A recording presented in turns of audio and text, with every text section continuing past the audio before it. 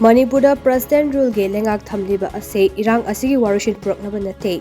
Lamdam asidagi khoni lauthoknabani haina khundrakpam ACG MLA Mla Lokeshwar fondokre. Wafam ase Northern Students Club khundrakpam ge Futaruk suba mapok kumonga mari lainena pangthokpa thoram amada makna fondokhibane. Khundrakpam mayai lekai de leiba lining thau pangalba community hall da pangthokhiba thoram aduda MLA TS Lokeshwar na hai.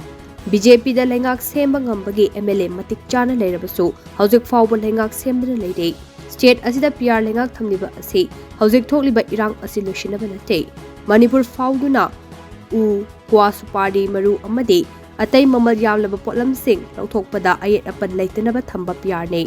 Miyoi kharagi kanaba launaba honabada hauzikti leibak asi kangkhong chahele haina mahangna makha takhe.